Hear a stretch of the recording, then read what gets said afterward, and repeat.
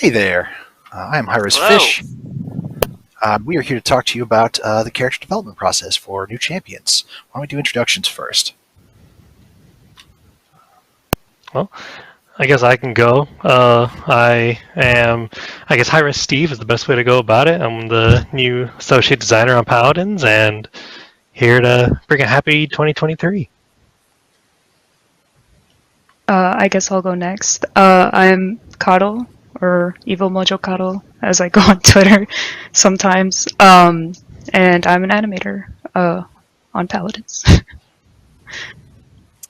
I'm Kino Finnegan. I'm a concept artist on Paladins, and we're here to talk to you about how we make characters. Yeah.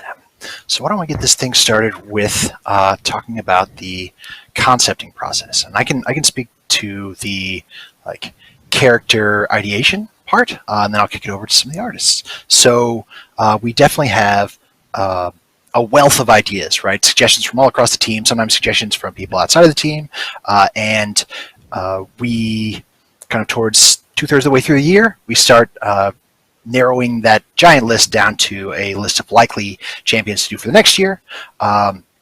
And then that process is going to go through some early kit design where it's well, if we did this champion, maybe we could use this kind of primary weapon and they could have a cool ultimate or this movement ability that would go well with the visual stuff there. And then from there, it kind of goes over to concept. And then after that, the design and the art are kind of developed in parallel. So why don't we hear from the art side? You want to go first, Kino? Sure. Yeah.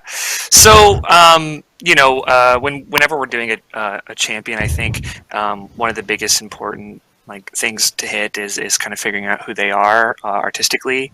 I think both with Caspian and Kasumi, there was a pretty solid understanding of who they were when it came to figuring out the later end of things. Once we're past iteration and stuff like that, the main job for concept at that point is to really start hammering things out so it can go to character modeling and then be used in animation, where I think also a really big amount of characterization comes through as well, things that we can't really communicate through concept. For example, I think Kato has actually a pretty good story about the Kasumi sort of trying to get in her scariness through animation, I think. So yeah. I just want to kick it over to Kato real quick to talk about that. Well, as a part of animation, I feel like animators tend to be big goofballs, and it's a lot of fun to be like, man, who does this character remind me of? Lilith, we had a bunch of different characters on the mood board for okay, what kind of personality are we feeling? We have a really neat sheet that's okay, how intense are they? Are they more impulsive or are they strategic? And it goes into how we want to portray their personalities. Are they super flashy or are they more toned and refined and things like that? Kasumi was very fun because I love creepy things, even though I'm a coward, but they're very fun and I feel like they're very expressive. And we just were going through different videos of different creepy little crackly movements. And in one of the videos that we found, I think it was for the spirit in Dead by Daylight, we happened to freeze on a very funny frame, and that just ensued a ton of laughter, and it was just a very silly face where she just kind of looked like Mr. Bean, and so I had to change my Discord icon to that, of course, and that happened to bring a lot of DMs my way saying, wow, you scared the crap out of me. And it was very funny. But it's a very fun part of the process to try to take inspiration from other games, other movies, just get on camera and do some weird little funky movements. Like I believe there was one point for Caspian that there was some talk about JoJo that we were considering, and I sent my fellow animators the Dio challenge, I believe, which is where you have to lean as far back as possible. And one of our old designers, Nico, happened to come into the call, and we got him to get on camera and start leaning back as far as we could. It's a very fun process trying to figure out who a character is and what we can put into them and their personality. So. Yeah, so I actually feel like there are parallels on the design side, especially when it gets to the voice and the scripting, right? Were you gonna say, Steve? No, yeah. Overall, there's a lot of interconnectivity from the teams, and I think that's probably part of the really special part about design here with Eel Mojo is that there's so much input from across all the spectrum of teams that you end up getting something completely different but better at the end of it. Where I feel like partially in design, right, especially in those very early concepting phases, you can get really pigeonholed and really stuck into like, this is how it's going to be. This is the cool idea I have, and this makes sense. And so taking that opportunity to talk to the other team members or other animation, programming, concept, anyone really, it's like, oh, by the way, what if it was, a doll or something else like that? And it just sparks this brand new idea like, well, that is way cooler. Let's try it. So I think having fun is something that's really important, and it's kind of cliche, but does legitimately impact the outcome, especially when you can either be working in a cubicle and heads down, have a pigeonholed design, or do a Dio challenge and come up with something completely different at the end of it. Yeah. I think... Yeah. Well, I was just going to talk about... I think Steve brings up a really good point in the conversation of collaboration. I remember when we were all sitting there and talking about Kasumi's kit and collaborating as a just as a company, trying to figure out what kind of weapon she was going to have, and I think. I don't remember who brought up a doll, but yeah, that was at that point. I mean, she was going to possibly have like chain scythes. I think I pitched like she could throw plates, this Japanese yokai spirit. Yeah. Scissors, I think, were there. Shurikens were mentioned. We were talking about musical instruments. Yep. Mm-hmm. Yep. Yeah. Rafe pitched a musical instrument, right? That's right. Yeah. That would have been very interesting on the animation end of things. Yeah. It's really cool to see where things kind of come from as far as like collaboration goes. Things take wildly different shapes. Absolutely agree. So I think the collaboration that comes in at numerous stages, and I don't want to give anyone the mistaken impression that none of it is work, right? But a lot of us are having a good time at a lot of the stages, and when we do, a lot of times you can see that come on the finished project. So speaking of collaboration, when we get to the design iteration, I'm going to throw this to Steve in a second, but we kind of have a couple stages. We have the initial brainstorming. We're trying to figure out which champions we're going to do, and it's very high level. It's like, okay, maybe this is a thematic tone, maybe this is some visual point of interest, this is some gameplay hook that we can try to move forward with this, and then we do big brainstorms, right? We get the whole team, the whole company in on it, and just throw out ideas and kind of make lists, and then that goes into a couple prospective kits, and then from there, we hone it down to one that isn't necessarily the final kit, but it's the one we start implementing so that we can test it. Steve, you got some more thoughts on that now that you've tried your hand a little bit at this? Yeah, there's definitely a push and pull to the process where I'm still pretty greenhorn at this, right? But even then, there's a certain time where you understand that design is more of an arbiter rather than a critical thinking kind of auteur, I guess, where a lot of times you could think as a designer, it's like, okay, this is the champion, this is what they do, this is their particles or whatever, you have such a vision for them. And while that's good to have a focus, I feel like design, especially once you get to the kit process and start melting it down and you get feedback from other people and teams, you really just become that arbiter where it's like you're finding diamonds in troves of diamonds. Honestly, it's not even diamonds in the rough anymore. There's just all these good ideas flowing down, and your ideas may not pair as well with them anymore. But even then, you can mix and match. It's kind of like, I don't know, dare I say, like almost building a Lego set. It's like you have all these pieces and all these kind of different shapes and colors, and you can do whatever you want with them. And it's way more creatively fulfilling to be an arbiter rather than an auteur. And while there's no doubt definitely some, I guess, satisfaction that comes from bringing your vision to life, bringing a collaborative vision is really, I don't know, I guess it's fulfilling times two. It's just like, it really brings forth this extra level of satisfaction when you and your team kind of all take a victory and all kind of come out of it swinging with this really cool and interesting idea. I think at the end of the day, though, like, you still have that, like, kind of final hammer to say, like, this is what it's going to be, but being able to float all the ideas to the surface and just pick and choose your favorites really makes a character pop. Yeah, I very much agree. So I have an adage that I throw around, which is that I don't think that any game designer in the world, and certainly not me, is so brilliant that they're going to have better ideas than the entire team, right? And so by having it be that collaborative thing where everybody's pitching, like, oh, what if she did this, and oh, we were going to do this, but here, what do you think about this twist and stuff? A lot of times for me, I feel like it's almost like navigating a boat. So, like, yes, you're steering, but like the river's going where the river goes, right?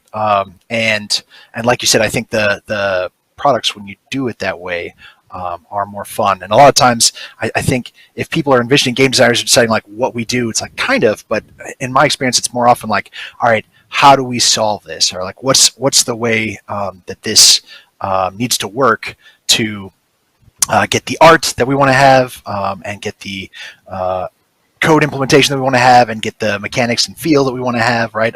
Like making the pivots to make sure that all those work together well, and kind of keep that vision is really important. I will say that one of the most like fun things I've been a part of ever since coming into the industry is those collaborative design like talk sessions where the designers kind of put a document together and it's like, all right, team, come into this call. Let's talk about some stuff we want to see from this character. What do you guys think? Like, what are you thinking of? What would be really cool to see from them, you know? And what's fun is that there are no dumb ideas from the start, because it's always good to build big and then go smaller and more reasonable later. Like, for instance, That's right. When Kasumi started, one of us was like, it'd be really cool if she could go through walls. Now, that would probably be busted and janky, but it was a fun idea, and you can get an idea from that isn't the same but could still be just as inspired, which I think is one of the really fun parts of the creative and design process. Yeah, I mean, oh, sorry. Oh, you go. I was just going to say, I think in regards to that, I think Caspian's a decent example of that. I think trying to figure out how we wanted to do his weapons was a pretty big collaborative effort, really. We had these really cool concepts on one hand. We also had mechanics that we wanted to figure out, and really trying to make all those come together and work was without a doubt a really collaborative effort. So. Absolutely. So I actually pulled up the 3 kit, like our last prototype kits before we picked the one that we wound up going with for Kasumi, and I love going back and looking at these because these are different possibilities that the kit we made solid, the kits we could have made also could have been solid, but ultimately we have to choose and make one thing. So the 3 high levels were there was one that was going to be based around curses and portals. And we see a little bit of that made it through. We had another one that was going to have chain daggers instead of the doll, and traps that teleport, and you can see how some of that made it into the kit. And the last one was leaning into the doll aspect. And so often when we're at that stage in design, we'll put those kits together, and one of two things happens. Either everyone says, "Oh, you know what? This is the kit. This is the one right here. Let's make this." Or you kind of take pieces and you make a Franken kit from it, right? We're like, okay, I like these traps that allow me to teleport. I like applying these curse to the enemies, but I also really want to lean into the doll, right? And you find abilities from each one, you kind of cobble them together, and then the designer, a lot of times at that stage, is going to be working on going through and making sure that there's still some flow, especially if you just pick the one kit, then it probably has some flow to it as well already. But if you're taking pieces, then you're gonna have to reinforce, like, okay, how do these work together, because they were kind of conceived separately and stuff like that, which is always an interesting challenge. Any other thoughts on that, Steve? What did I miss? I think it's always interesting where you keep distilling it down and you keep bringing things down to this kind of, the 3-pitch, the 1-pitch, and even then you're not done though. It's like, I have the plan. It's like, sure, but now we got to confirm the plan. I think a lot of times it's easy to forget where, or at least like in the grand scheme, when you think of a game designer, right? You kind of just think of, you got the idea, you wrote it down, bada boom. But then you gotta, well, let's talk to programming, let's talk to the artist, let's talk to animation.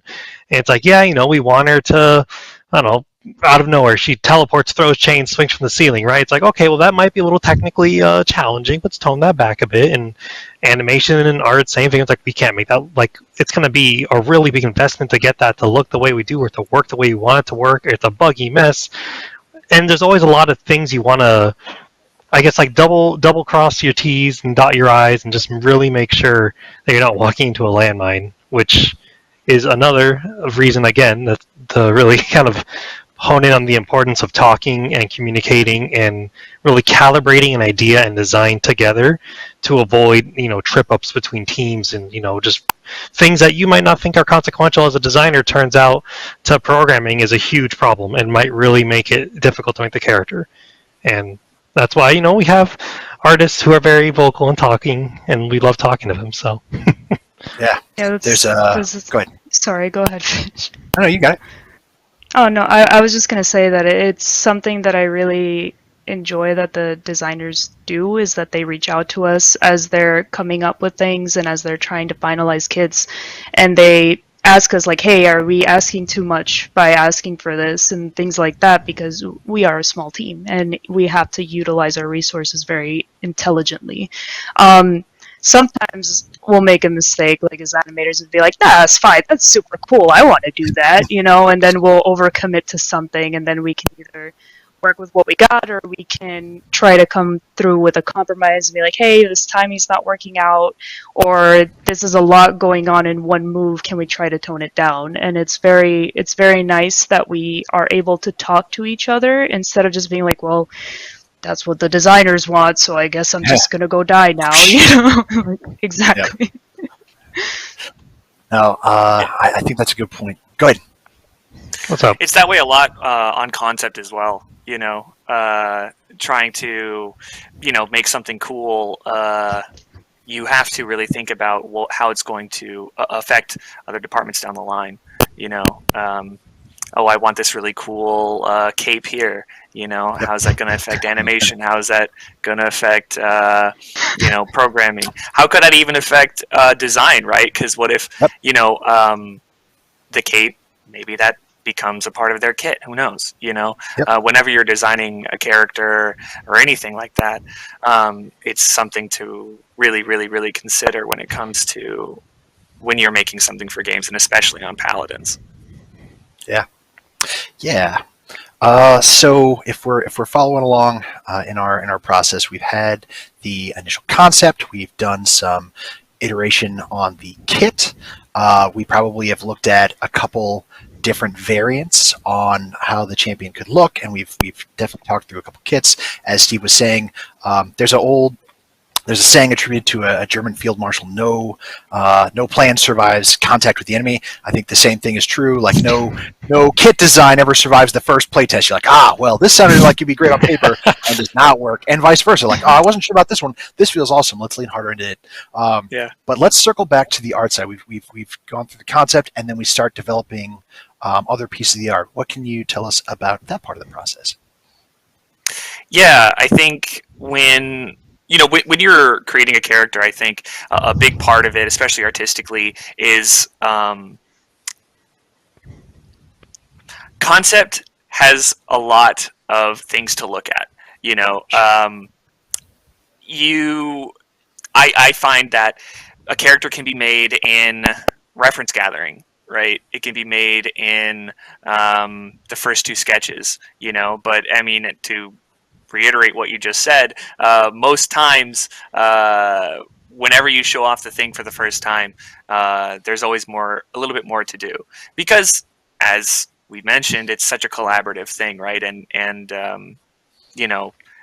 to again, just to kind of reiterate what Steve was saying with the whole arbiter thing, I think that's also very true for concept or any sort of idea generation role, really, because when you're making a character, I would love to sit there and make like the coolest goth like demon lady, right? And I will That would be like the coolest thing in the world. Yes, like that would be cool, and that's what I would love to do.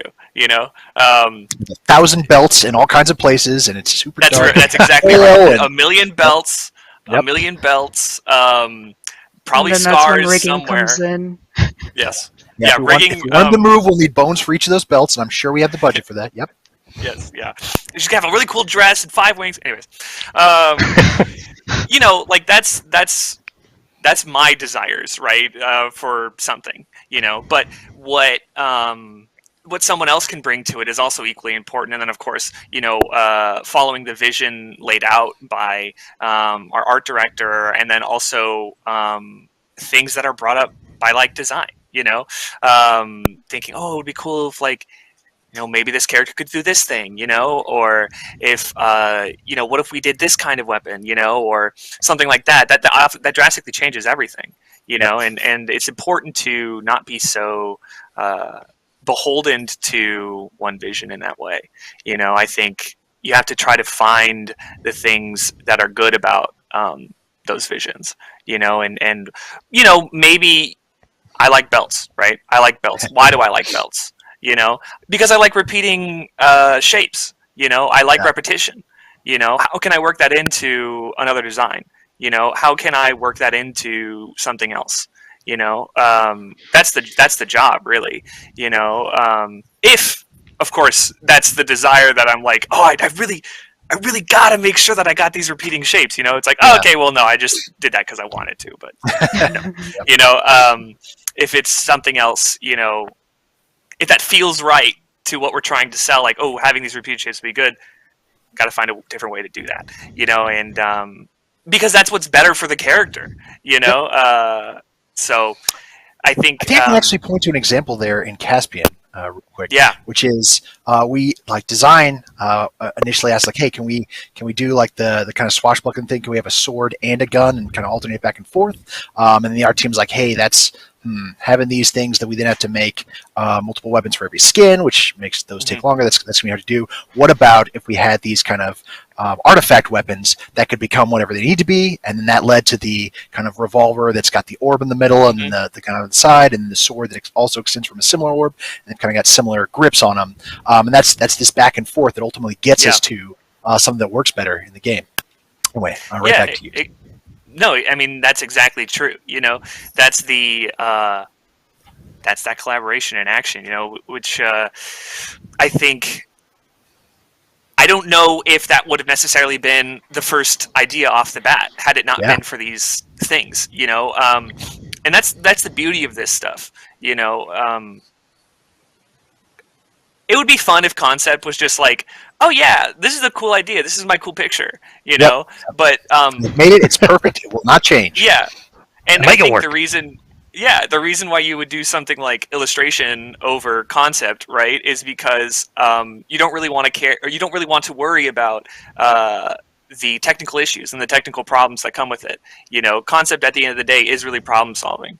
It's a lot of it can be iteration, but a lot of it can also be like, hey, character modelers, you guys good with this face armor? I know it's a bunch of organic shapes, but we can, is that cool? Or trying to make sure that things are just communicated, because that's what you are. You're a visual communicator, Yep. and so you got to communicate to the best of your ability, your interests, the team's interests, and all of that. So that's when, concept really starts to come through, or that's what I mean when I say that concept has a lot of things to look at, because my concept, if you make a concept and then that gets to animators, right? What are they going to see? It's a completely different interpretation of what I've made. I can communicate whatever I'm thinking to the best of my ability, but the cool part is that it's a completely new set of eyes. And if you want to see that concept through, you got to pay attention, or you got to make sure that you're talking to people and being a part of those conversations and taking advantage of the collaboration that comes with game dev. Absolutely. So you mentioned modeling. So we've got our concept, and then we have our modelers who are not present on this stream, but they're going to take that 2D vision and they're going to translate it into a 3D model. And one of the things that I found interesting is that I think intuitively as a non-artist, I would expect you to start with the low poly and then add more details and stuff, but that's the opposite of how it works, right? We start with the most detailed version, and then we gradually get rid of triangles really until it's a lower and lower poly version of the model, right? And then we have our go ahead. Oh, it's because the best way I like to think of it is essentially you're shaving off detail, right? Mm-hmm. You start with the most detailed thing that you possibly can, right? And then you try to snap and simplify and cut and smooth out and make sense of the details that you've made. That's the and best way to optimize it for the game too. Yeah. Well, yes, exactly. That's the big part. Is the optimization. Switch is not going to handle a bazillion polygons for every character trying to run around all the time. Right. Well, I mean, which is why you have to do that high poly and then the low poly versions. Is because then it's magic. Really, it's pretty cool. It's like the low poly character is wearing the skin of the high poly character. It's and other games have other like crazy. I mean, just what you can do with optimization in that regard is fascinating, and our modelers do a great job with it. Absolutely. Our team is phenomenal. So we get our model. Yeah. And then we get our model, and then our rigging team, or our rigger, will take that and scale it so that it's the right size that we want to be, because the animations need to feel appropriate. Like if you have a real slow walk on a big stride, it's going to look like they're sliding across the ground and stuff. So they scale them, and they put in bones, which my understanding is they're kind of deciding what lines can move in the character and in what ways, right? And we don't have our rigger with us on this podcast either. But the stage after that is our animation, and that we do have someone to speak to. So tell us about that. So animation's very fun, just watching everything go down the line, and similar to the whole design process that I said, the designers go out of their way to ask us what we think and things like that. Concept is very similar, where we have a whole art share channel where they post their progress on their skins and the champion and how they're going to look, how they're going to dress, and things like that. And they're like, hey, what do you think of this? And sometimes I give needed feedback. Other times I'm just like, that looks so cool. Do it. Ship it. I say that a lot. Yeah, I say that a lot too. It's I feel like something that's really fun about our team is that we care a lot about if the team is excited about something, because that means, then you're going to be excited at every portion of the pipeline. And of course we have our deadlines and when we get too busy, but it's still like, this is cool, even like that's something I've loved working here, is like, even when there might be times where like, man, that deadline's real close, it's still like, this is so cool, and it's so cool that I get to work on this, which is really fun. And something that the concept artists also do is either we'll talk about our worries in that channel, or they'll hop on a call with us.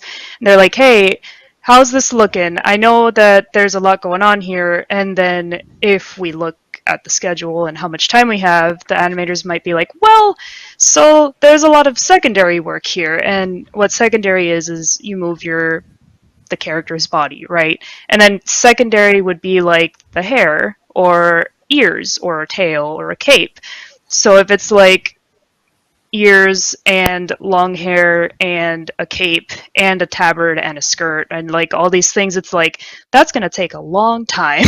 And there's a lot of animations to do, and we have to animate that per every animation we have done. Because we start with animating the body first, because that's the most essential, is animate the character, and then as we go down the line, we'll take care of the secondary. So then when we talk with them, like, how can we pull this back? What is reasonable? Can we have some rigging limitations with this so that maybe this doesn't move that much? Maybe this can be designed so that it looks more metallic, so it doesn't look like it needs to like be super flowy and things like that, you know? So it's a little easier for us to deal with. And then from there, they are gracious enough to to help us out, which we always appreciate. And then modeled, rigged, which we also have conversation with the rigger, like, okay, what do you need to move and how does it need to move? Like, do you need it to pivot just up and down, or do you want it to turn a little bit? Like, all these things, it's like, well, if I imagine how, let's say, wings move, we're going to need them to do all of, let me get my hands on the camera, all of these kinds of rotations to like make these like movements possible. So then if maybe she's on a short deadline, it's like, okay, what can we work with her to say, like, we could totally sell this without that extra movement, and we'll go from there. And then once she's finished, we get the rig, which is super fun, because the first thing I love doing with the rig is completely breaking it, which is important as an animator. And very fun, because then you get to tell the rigger, like, okay, when I bend her all the way back and crunch her torso, there's a seam opening up where I can see through the model. So that's probably a good spot to reinforce, right?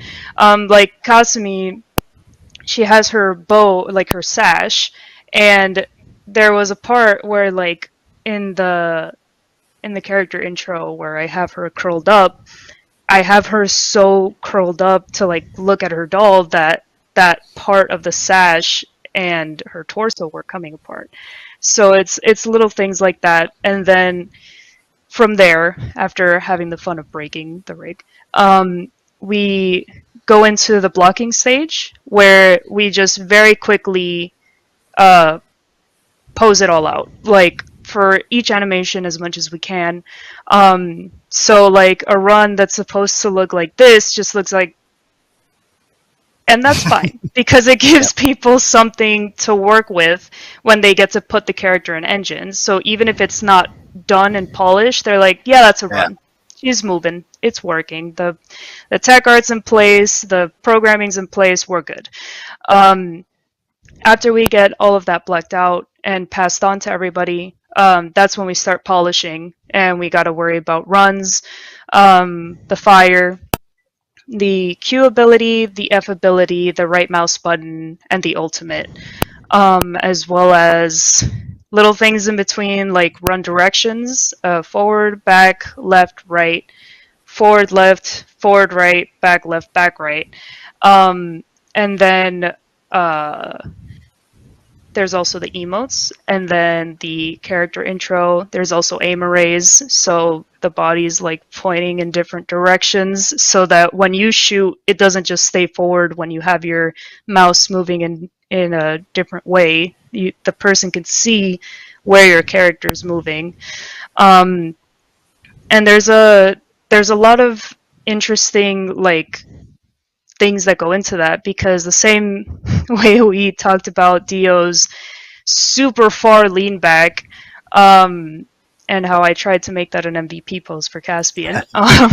There's also like, okay, but how does she fire a gun? You know, like how does he fire a gun? Whatever, you know, like are they gonna be like super focused into the gun, or are they just gonna be like, huh, you know, like how can we put as much flair as possible into 10 frames of animation or into like 20 frames of animation, you know, like what's really fun about game animation is that everything is very fast, and so you can't be as realistic as you would be like, well, in real life you go like this, right? In a game it has to be like pff, and then like how do you make that work without making it just look poppy, or like it's a big motion that you barely see? Like, where do I scrunch the frames and where do I accentuate them? And it's a big problem solving thing, same as Kino was saying it is for concept, which I think is a really fun part of game animation. And then the emotes and the character intro we go wild on too. And there's a lot of having to film ourselves doing very silly things. And I have so many videos on my phone, especially of like Lilith's emote, for example, just trying to get that just right and trying to curl my back as much as possible to imitate her little poses and things like that. And it's like how do very bodies fun. move when they're trying to do this, right? Yeah, like I literally hopped into the Discord call the other day and I'm just doing something while everybody's talking. I'm just like, elbows are hard. And someone in the call just completely misunderstood what I was saying. They're like, are you okay? Like, did you forget how to use your elbows? Oh, wait, you're an animator. And it's like, yeah, we say many Silver bullet. Yeah. So that made me think of a couple things. The early blockouts reminded me there's a sketch online where someone did a speed challenge, and they're like, this is Spider-Man if I have 10 minutes to draw him. This is Spider-Man if I have 1 minute to draw him. This is Spider-Man if I have 10 seconds to draw him, right? And that blockout, that's like the real quick version, right? It's like we need something that we can work with right now, and we know it's not the full version. We're specifically, this is the quick path, so we can have something to operate on. And then the other thing that tickled my brain was how your animations, like the characters have personality and have emotions, and that's gonna, like, even if they're doing the same action, like most of our characters are gonna shoot a gun, right? But how they characterize that, how they portray that, right? Like how carefree versus how precise, like that's a lot of that comes from the specifics of the animation. Then the kind of, it's very fast, so you're exaggerating specifically so you can notice it, but it also is happening really quickly, so you can still read what the character's doing. All very, very cool stuff. That's one of the 12 principles of animation. Exaggeration. Nice. Yeah, it's funny just seeing how much can go into a walk cycle, like how much personality can just go into someone just walking, you know, like I was about to get up because I'm very used to having to do that for an example, but I'm not going to do that today. So, but you can literally see the difference just between like Caspian running and Lilith's like floaty skip. Like I love that animation. I didn't make it, but one of our animators, Caitlin, she's very talented, as my two coworkers are. She did a really good job on that one, and Jacob killed it with Caspian's 3P, which is third-person animation. It's funny, actually, just the difference between 1P, which is first-person, and 3P, which is third-person animation. Like, this is the first time I've been able to even mess with first-person animation, and it's really fun just focusing on the hands. Like, how much personality can I put into hands? Like, Caspian's inspect, all I did was raise his pinky. And it's like, that's Caspian.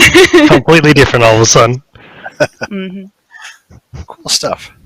All right, so we've got, on the one hand, we've got our rough animations coming in, and actually in parallel to that, the kit is being implemented, and we're starting to get them into playtests, and we're starting to change the abilities based on how they feel in the game. We're starting to do some balance stuff, and early on we're able to do that in parallel because we'll actually borrow an existing character's model and their animations to stand in. And so the concept, the model, the rig, the animations, those are coming in at the same time. Steve, why don't you tell us about some of that iteration process once we get the champion into a playtest and how that goes? Okay. I'd say iteration really brings out my inner demon. Let me tell you, it's really just chock full of. This does not fit nearly as well as I thought it would, to be honest. But the headphone blocks way more than I thought. Headpiece. That's amazing. Behold, it's my inner demon, my iteration demon. Yeah, there's definitely a bit of the horns coming off. They're feeling weird. It is definitely a bit of back and forth that goes with iteration, and I mean by design, right? Like Anim's talked about it, Concepts talked about it constantly and often, right? And it really, you have a placeholder in the sense of what has worked before, right? You know, you're making Caspian, you can look at other flanks. You can look at other, like whatever character you're making, you can look at what you've done before. But everything's still different, and everything is going to feel completely different the second you get in game. Like, you'll write down 1,000 damage. That's fine. Like, you have this perfect scenario in your head where with this cooldown and this startup, blah blah blah blah blah, it's perfectly balanced. And then use it once in playtest, you're like, and I broke something, and that happens so often. And then it's really, really good. Again, not to toot our own horn, I guess, but at Evil Mojo, we play tests every day if we can help it. And that's incredibly helpful to get as many eyes as possible at any given moment. And this is the same as with designing the kit. It's not just designers or QA that you want in the playtest. Bring some artists, bring some prog. Everyone will have an opinion and different skill levels, different experiences. And then from there, you start iterating. You collect feedback, you iterate, you test over and over and over and over again. And eventually you have to stop, even though you don't want to, because the release date's coming. But It really is a process and a half of just like really honing in on what you want. And something that I feel like sometimes gets lost publicly is there's only so many man hours in any given moment. So our team's small, right? We've mentioned that before. And even with playtests every day, with 10 people, 12, 15 people every time, hundreds of hours of playtesting, you still miss stuff.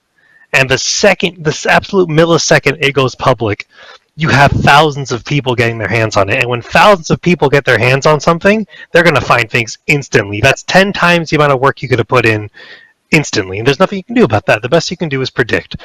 And I think that's probably one of the biggest parts of design in terms of iterating on different aspects of a character or balance is, you know, you have to go out into the ocean and see if it sinks or if it swims. You know, it's a very experience-driven process where you got to experiment over and over and over again, and sometimes a ship is going to sink really quick, and that's just, hey, you learned a way not to make a ship. You learned, okay, that way doesn't work, time to do another one, you know? It's a process that I'm being repetitive here because it's I guess you could say true to the concept of you need to do it again and again. Like, oh man, it's almost crazy how quickly time goes by, and the best way you can do it sometimes is just you throw each end up, right? The low end, the high end, binary search down to the middle, repeat again and again and again. And you got to go with your gut at some point where it's like, I think this will work. You throw in the playtest, you get feedback, it's 50-50 both sides. It's like, yes, I think I nailed it. And then you wait till the release comes out, and then you're like, well, I missed it actually. But I think at the end of the day, as long as you're getting... No. And that's exactly the point, right? It takes time. But at that same time, you really want that first time to hit hard.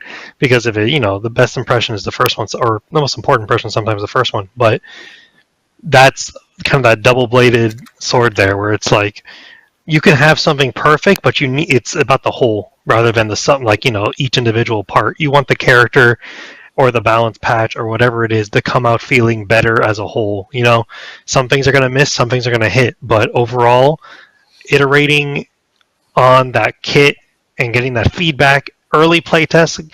If you can playtest early, anyone who's listening, don't think you need VFX or animations, or if you're T-posing into the field and spinning on the X or whatever, it's worth it. You want to get that information as soon as possible because it's so much easier to fix if you find it before. Oh yeah, I already made the entire 30 frame animation. That was like 80 man hours of time. It's like, okay, yeah, but we pivot to like a gun instead of a sword. It's like no. It's like early is better. I'm ranting. Look, The other iterate, thing too, iterate. Try again. the What's other up? thing too with us playtesting versus it getting released is that our players play differently than some of the people on our team, and we have some really devious players out there too that that also like taking at as much advantage of little things as possible, which is really cool. Like, it's very, very cool to see. It's very it's very smart thinking and very strategic.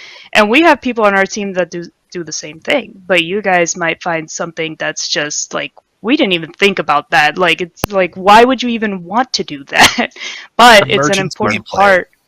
Exactly. It's an important part of like seeing what you guys can do with our product. And it's very funny and it's very fun, in my opinion.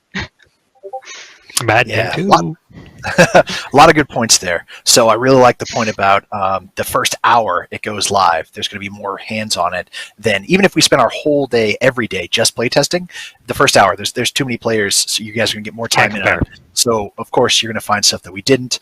Some of it we lean into, and some of it like, whoop, we got to fix that. Right. I also I like the point that.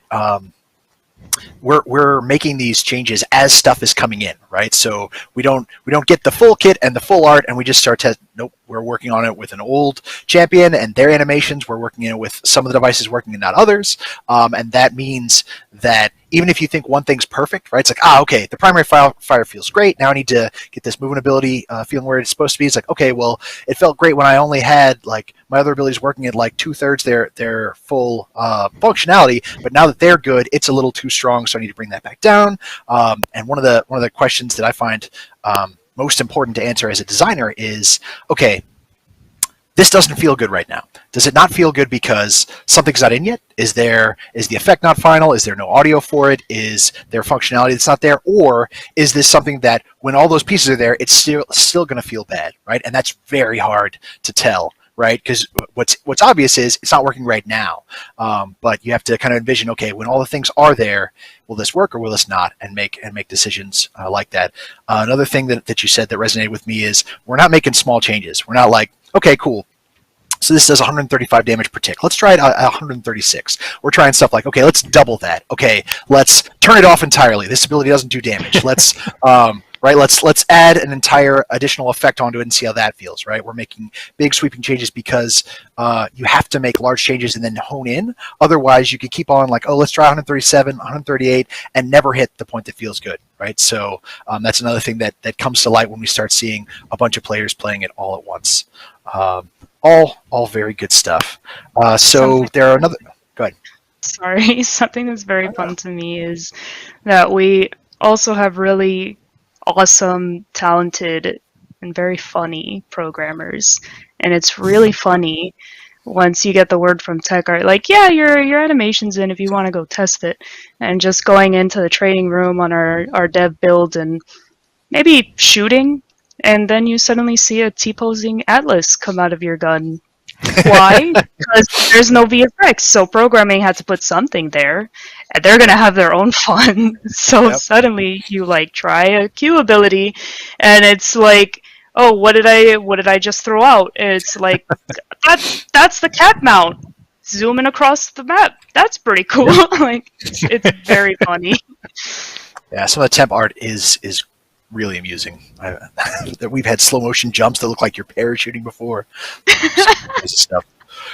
So as that's going in, as we're getting towards the end of the iteration on the design side, on the art side, we're going to have technical art, which you mentioned, which is going to kind of make sure that those animations are playing when they're supposed to. Also, sometimes connecting it to the visual effects, which is another part of the art that's coming in. And then we have audio coming in around the same time. Can anyone here speak to those parts of the process? Because I don't know much about them. I guess in terms of audio, at the very least, right? Design, like design the same way we kind of are like are the arbiter of a lot of ideas. We also kind of become the I don't know how to say. I guess the nexus sometimes of professions where God, that sounded way more like cocky than it We needed to coordinate be. between departments, right? Yeah, because we're kind of managing All-seeing that eye. character, the Sauron of design. Just you bring in a lot of Steve is the deep different. state. I don't know if you all knew that. Steve runs the deep state in addition. Right? It's all the way to the top. Yeah, it's got it's a good gig. What can you do? But a lot of times, a lot of different professions come through, and you coordinate that because the design or the whatever you're working on, you're odds are you managing the documents for it. You have that information. Audio is a very experimental process as well. In the work that I've coordinated with some of our genius audio technicians, where anything can be a sound, and that it's very similar, I guess, to that initial kit pitch phase where it's like every idea is a good idea. You throw stuff at me, it's like, all right, we're gonna add a car horn. It's like, how does that work? It's like, well, you pitch shift it this way, you spin it around 2 times, bake it for 30 minutes, whatever, and it comes out completely different. And it's just audio. It's kind of lame to say it again, but it's an iterative process. They throw in a new sound bite. It's like, hey, we got the new shoot sounds. Test them in the playtest. How did it feel? Yay, nay. All right, let's tweak it, and again and again and again. And the cool thing about audio is that you build that library over time, where it's like, oh yeah, I've used car horn number 7 this time, and I use it this way, or I've used bubbling potion this time, and it just you just have this massive library of sounds you can use and just kind of mix and match and remaster, I guess. I'm not the most keen on the audio side, but I do know it's very iterative. If you're hoping to get into game dev, you cannot escape iteration, and I am sorry. That's it. So It's Or just any artistic or creation in creative general, process. you know? Yeah. Yeah. What I do know about audio is that they're really cool because they Yeah. make my go pew pew pew, and it's really awesome just seeing audio get put together with animation. And for instance with Kasumi, if she doesn't jump scare you, she kind of just stays curled up and stuff, or maybe after the jump scare I'm like, hey, do you have a creepy laugh you can put over this? Do you have a startling sound that you can play and hopefully not blow our players' ears out with when she scares you? And they're like, yeah, I could do that. And I'm just like, awesome. And then the day comes where you go into a playtest and it's there and you're like, my thing's making a sound, that's awesome. And it's very fun and very cool to see. So okay, a couple things that remind me of. One is I think it ties back to something we were saying earlier about kind of trying to test the kit with pieces missing. A classic example of that. One of the things I've seen happen more than any other one of those estimates is the FX come in and people are like, hey, these FX are too small. They're not clear and I can't tell what's going on. And the FX get cranked up and you're like, nope, still can't tell what's happening. And if you're smart, you leave them be for a little bit, but the temptation is to keep on cranking them up until they're crazy and they're taking up the whole screen, and then the audio comes in for the effects. People are like, cool, you fixed it, right? And even if you didn't, it wasn't actually the effects that were the issue, but when the sound didn't correspond to it, your brain wasn't putting the pieces together, and the moment that audio is there, it's like, oh, okay, I got it, I know what's happening. We've gone most of the way through the process, and we're heading to a close here. One question I had is maybe something recent, but maybe in 2022, what was one of your favorite things to work on? Let's go around. Let's do Kato, Steve, and then I'll wrap. Oh man, my favorite thing is gonna be that Kasumi jump scare. That was so fun. Yeah. Just Nice. devilishly laughed to myself the whole time, just oh man, I can't wait to get on our stream and just watch someone see that for the first time, because you know what, somebody, and I had this thought but I didn't say it because I didn't want to bog us down with anything or ask for anything impossible, so I'm really glad someone else asked it because it's always better to ask. Was wondering, can we do a 50% chance that she doesn't jump scare you? And I was like, I will do that. If we can make that work, I will make 2 different animations that you can't tell the difference between. And one of them will be a jump scare and the other will just stay there. I will absolutely do that. And it was really fun being able to do that, and also just being able to see people, like our awesome stream team, just playing and be like, man, did she just sit there? Like, I guess that's kind of weird, but okay. And then it's like, wait, did she just twitch? That's weird. And then playing 5 games, and then later they're just casually talking to whoever they're talking to, and then the jump scare just happens, and they're like, what was that? Like, what just happened? Like, it was so funny. And I was so amused every time I sent an iteration to like our share channel, or like in our meeting days. I just sent like a devilish little emoji, because I was just like, this is so much fun. I'm so excited to see this go live. Awesome. Kino, how about you?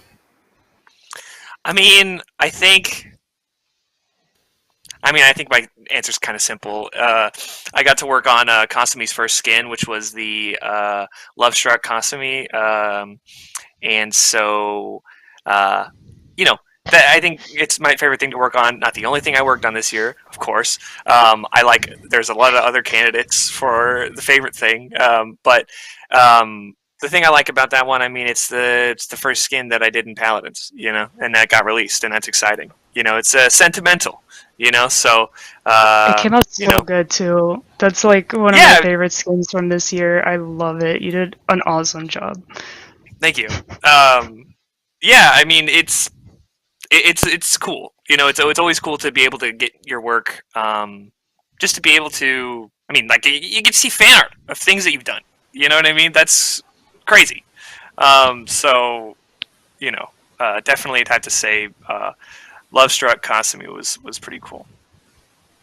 Yeah, Steve, maybe, so 2022 is tricky as far as what you can get out talking about. Maybe your favorite part of the process?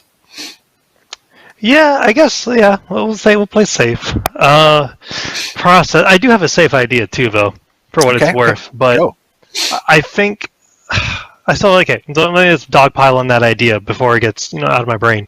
I think one of my favorite things to work on, and that I've worked on in 2022, is kind of I don't want to call it chaotic balancing, but I want to call it the very interesting balancing, right? Where you kind of try and really just resuscitate or change, and kind of, I guess if you play a lot of games, you see a lot of games do like seasonal changes, where like the big season changes, these are the things that are going to change it completely. Those are pretty fun. And on a smaller scale, back when we were working on things like the kill to heal change, or the what was it, lethality, there's little things like that where it's like, what if we just change it? What if we just, it sounds weird to say, but just be like, random stuff, go, and just kind of like see what happens. And you play test it, and it gets crazy, and you're like, maybe it's too crazy, maybe it's not crazy enough.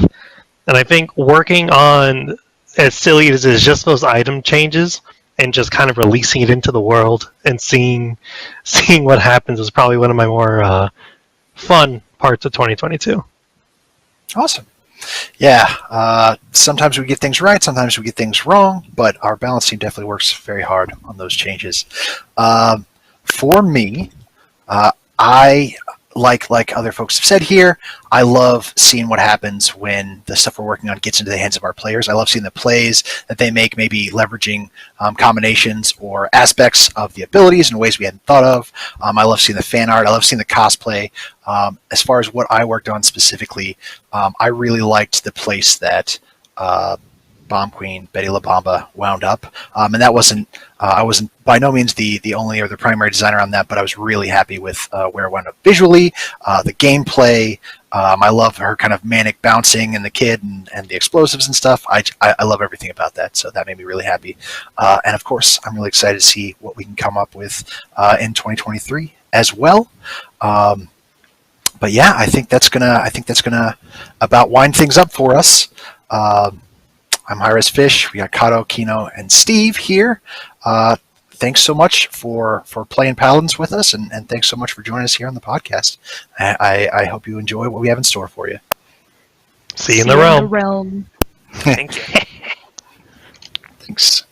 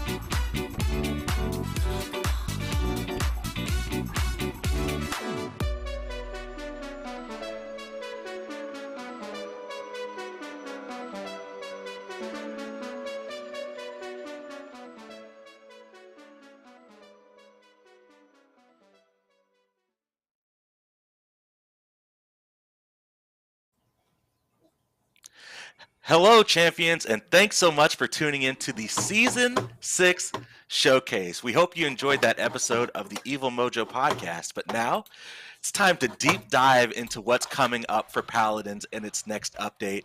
We have an amazing show lined up for you all. My name's Isaiah, and I'm going to be y'all's host for the day, and I'm joined by some incredible members of the Evil Mojo team. I've got Steve and Cam. Before we get started, how are y'all doing? Good. Oh, Steve, it looks like you may be muted. I'm not getting any audio. I know. I know. We need And we're Steve. fixed. We need Steve for this. We're back. And we're Yay, fixed. How you doing, Steve! Steve? Wouldn't be a patch show without it, but yeah, I'm doing pretty good. I'm Of really course. excited for what we got coming up, and especially being one of the Greenhorn members of the team. So I'm really excited to get this work out there. So I am pumped. Absolutely. Well, before we deep dive into Season 6 and all the cool stuff that's going to be in the next update, we want to take a little bit of time to just spotlight some members of the community. So we're going to kick that off with the Crystal Awards. So late last year, the community nominated and voted for community members over a course of different categories like streaming and content and fan art. So we want to highlight the winners of the Crystals Awards here on the show today. And we'll kick things off for our first category. It's going to be Streamer of the Year.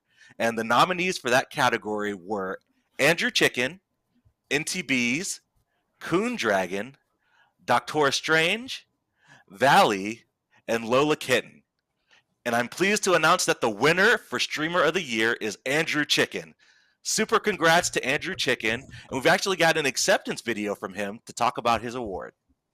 Hello everyone, this is Andrew Chicken, not using my usual intro by the way. Thank you so much for voting for me to be your Streamer of the Year. It really means a lot to me, and it's my honor to make content that so many of you enjoy watching on YouTube and watching on Twitch, so I really appreciate all of you who voted for me. And I also want to give a huge shout out to everyone who got nominated this year, because we have an amazing community of a bunch of fantastic streamers, YouTubers, fan artists, etc.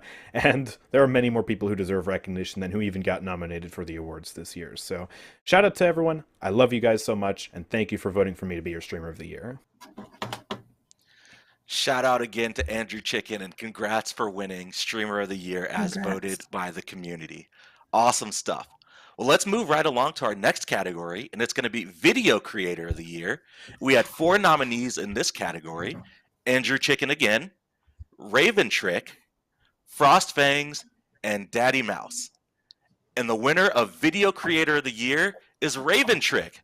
Congrats to Raven Trick. We'll throw it over to a video from him for a few words. Hey, what's going on everybody? I guess we won an award. I'd love to thank my high school coach for never believing in me. The one guy in ranked who said, and I quote, both of noob, 27 subs. X to the apostrophe D. And of course, Hi-Rez Studios for making a flawless game. All jokes aside, thank you guys for voting for me. I really do appreciate it. And it's nice to know that you guys still enjoy my videos. You're all a terrific audience, and I wish you all the best in your future adventures of life. I'll still be around for as long as I can, and I hope we can have an even better year ahead. Thank you all again, and congratulations to everybody else who won. Congrats again to Raven Trick, Video Congrats. Creator of the Year. Absolutely awesome video. Well, let's move on to Fan Art. We've got Fan Artist of the Year is our next category. And the nominees for Fan Artist of the Year were Flower Lynn, Miss Curly Styles, Tony Arts, Felwyn, Yusuf Tyler, and Mrs. Wolfie. And the winner of Fan Artist of the Year is Miss Curly Styles. Yay! Let's throw it over to a video from them for a few words. Hey guys, thank you so much for voting for me for the Streamer of the Year. I mean, for the Artist of the Year. Wait. But this is not what happened. This is what happened. What happened is that I won Fan Artist of the Year thanks to all of you guys, and I'm so grateful for this opportunity. I will love to shout out my friends because they helped me through a lot, and thank you all again for giving me this opportunity. Goodbye. Congrats again to Miss Curly Styles. That was a great video. I love the speed paint on the IO. It's awesome. Really great stuff. So our next category is going to be Rising Star. So Rising Star, the nominees were TC Mitch 31, Old Victor, Valley, Yusuf Tyler, and Lola Kitten. And the winner of Rising Star is Old Victor. Congratulations to Old Victor. Let's throw to their acceptance video to hear from them.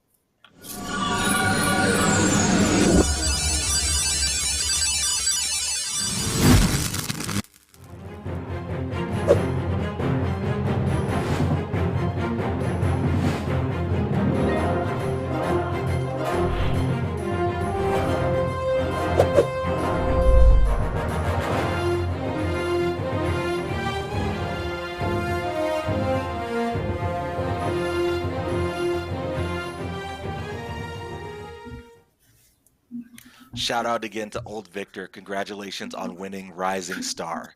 And our last, but certainly not least category for the Crystals Awards is Community Member of the Year. And the nominees were Big Mac, Sleepwalker, Tony Arts, TC Mitch 31, and Infernal Drogos. And the winner of Community Member of the Year is Infernal Drogos. Congrats to Infernal Drogos. Let's throw to a video from them so we can hear about their award. Thank you guys so much for voting for me in the community member section of the Paladins Crystals. Thanks to you guys, I have actually won, and it's all because of you. So from the bottom of my heart, I just want to say thank you so much for all the love and support. The reality is, we know this reward technically goes to everyone in the community as everyone works together. But regardless, I just want to say thank you. Thank you so much. Forever grateful. Congratulations to Infernal Drogos for winning Community Member of the Year.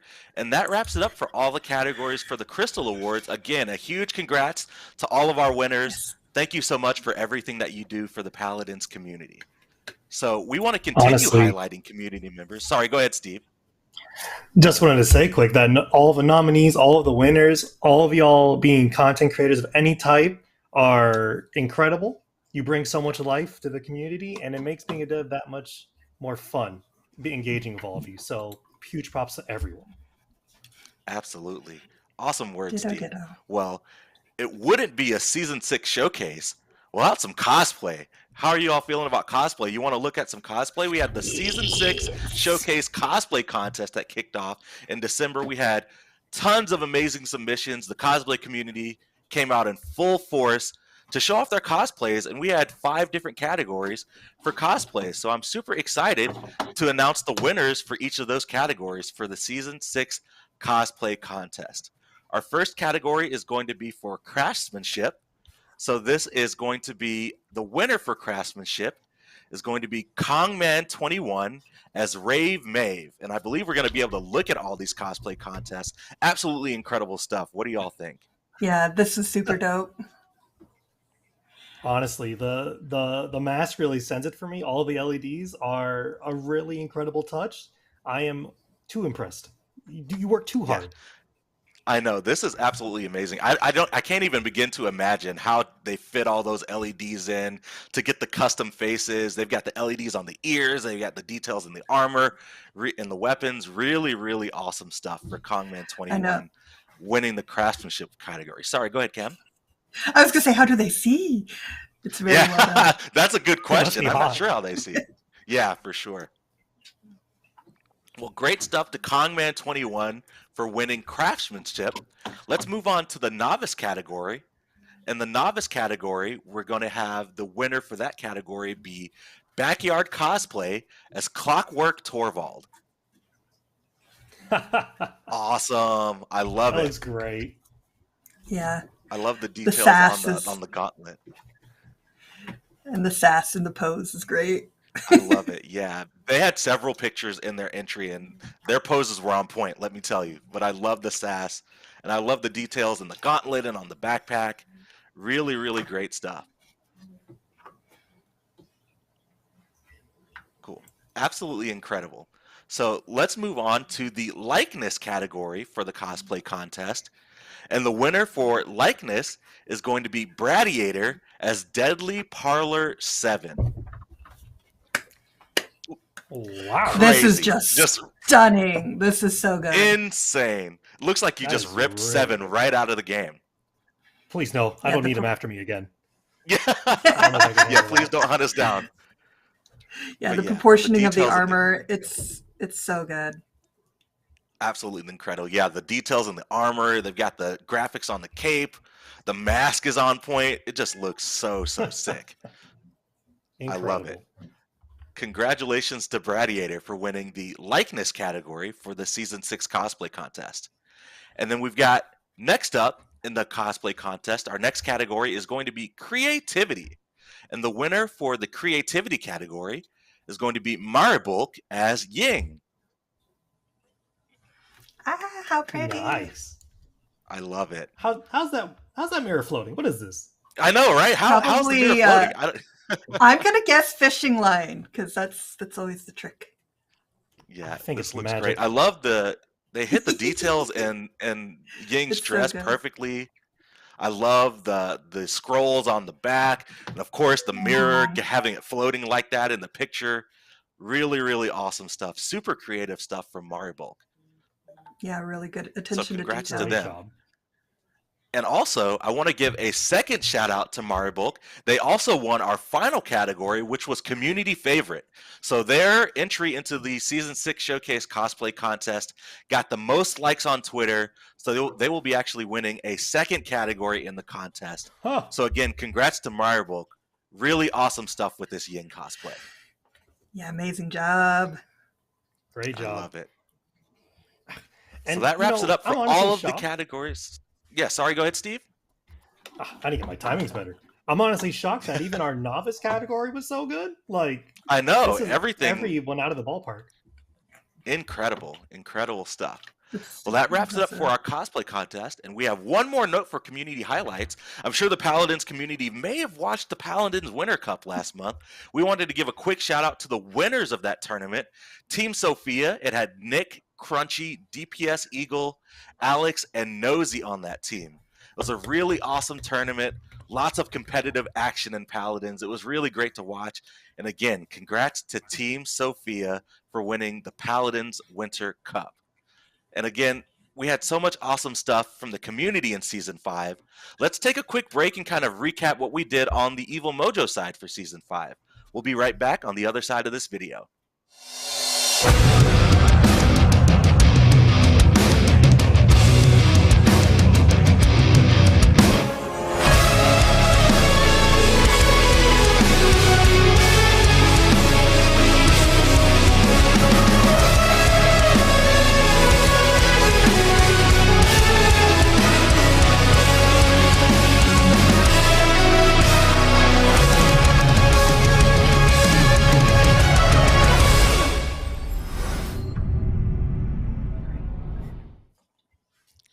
What a great video. Like I was saying earlier, Season 5 was absolutely incredible for Paladins. We had dope champions, amazing event passes and skins, some incredible crossovers, and so much more. So before we deep dive into Season 6, I'm curious to hear from you all. What were some of your favorite parts of Season 5? Well, Cam, why don't you lead off? I've been jumping. I'm taking it. All right, I'll take it. I'll take it. Well, for me, right, Season 5 was the first time, my first time working on Paladins. It was my first time joining the team. So the lowball answer there is I enjoyed everything. It was an immediate roller coaster of learning the ropes and just getting to know the team and the community and getting to work on the game that I've enjoyed for a while. And overall, just tackling, I guess if I had a favorite though, it would probably be working on the more the minutia of changes. Balance overall is a very complicated and very difficult thing to work on. For sure. Honestly, challenging myself has been really fun, and I'm excited to keep challenging myself and talking to the community about it. That's awesome. What about you, Cam? What were some of your Season 5 highlights? Season 5 highlights. I mean, Lilith was a lot of fun to work on. I didn't personally work on her UI, but we did some fun UI stuff with Lilith that we hadn't done before. And then the other fun part, or my favorite part, was some of the meetings for the lady we're meeting a little later. Because some of those meetings, it was a lot like... A little bit of a teaser. How many people get to sit in their, work meetings and be like, Dommy, yeah. Yeah. Yeah. Well, we'll get into that a little bit later. I love how you're alluding to what's coming up in the future. But on my side, I think probably one of my favorite things was the Ruby crossover. I'm a big fan of that show and that IP. Rooster Teeth was incredible to work with, and I know the Paladins community absolutely loved all the skins that we were able to introduce with that crossover. So shout outs to Ruby. Let's go. But that's kind of a really good reflection on season 5. But before we hop into season 6, because it's about that time, we've got a really cool video to kind of set the stage and get everyone ready. So we'll be right back on the other side of this video. As Azan watches in judgment, tensions continue to rise between House Aiko's new magistrate and Zin's resistance. Heedless of his warnings, they are blind to another war. A centuries-old conflict between the Pyre and Abyss. A war waged since before the realm's very existence. Not one of good and evil, but of balance. But now the scales are dangerously close to tipping, and a new threat will soon bubble to the surface of the realm.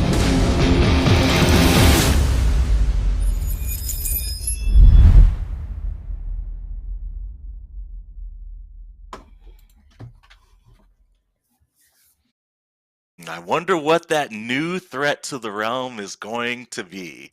I'm sure we're going to go in depth on that a little bit later. But before we do, let's quickly go over some of the balance changes that are going to be coming in the Season 6 update. Let's kick things off, and it looks like we're going to be doing some passes to healers, Steve.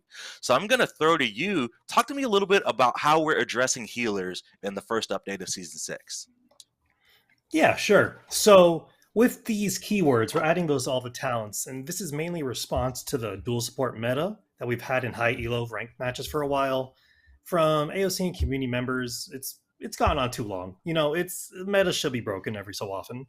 And the root of the issue is that some of our healers are too good at dealing damage while also healing, making them almost like a no-brainer for 2 slots. Like there's no reason not to take 2 of them. Meanwhile, in casuals, getting 1 support can be a challenge. So our goal here is to upset the meta using player choice. For each of these healers, they've received some base nerfs across their kits, but one of the talents has been made kind of better for it. All of them are going to start targeting specific play styles and be a little bit more it's going to be a little more impactful at the beginning of the match when you choose your talent. We're going across the board. We're looking at a lot of healers and a lot of different changes. It's going to be a little different. I guess the best I could say is wait and see, as the keywords themselves are something that we want for the cast, but the individual changes to each character to compensate for those keywords are still in the pipeline. So stay tuned for that. But hopefully we can break some metas, and that's always fun. New season, new meta. You love to see it. Well, to quickly go over just these keywords and what they do. So we've got curative, and that's going to gain 20% healing done. Remedy, the second keyword, is you're going to gain 10% healing and plus 5% damage done. And then lastly, you've got surgery, which is you're going to gain 10% damage done. So it looks like you've got one keyword that lets you go all in on the healing, one keyword that lets you focus more on damage, and then one keyword that kind of lets you get the best of both worlds. It's a kind of a middle point for each. So let's move on and talk about some of the healers that are going to be gaining some of these keywords on their talents, with Pip up first. Pip is going to be gaining Remedy on Mega Potion, gaining Surgery on Catalyst, and gaining Curative on Combat Medic. Steve, you have any other thoughts on Pip and these changes? Overall, this is a big experiment. You know, we want to try and find this really nice point with our healers and their different play styles. So I think overall, it's going to be an interesting change across the board. And I guess my final thought would be, if you haven't, please go on PTS and give us feedback on it. It is incredibly helpful to hear how y'all feel about it. Definitely.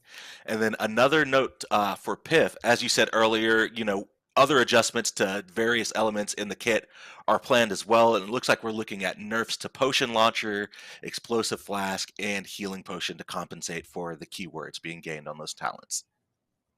Yeah, it's like like we were saying, while the keywords are static, we want the characters to feel good with them as well. So we need to adjust things as we work with adding those keywords. So it's going to be a process. So expect a lot of changes in the future. All right, well, let's quickly go through just a couple more healers and talk about them. So we've got Furia up next, and Furia's talents, Cherish is going to gain the Remedy keyword, Exterminate is going to gain Surgery, and Solar Blessing is going to gain Curative.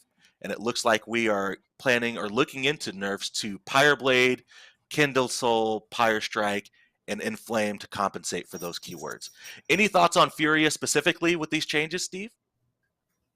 Yeah, so with Furia, and we're going to see the next changes coming up too.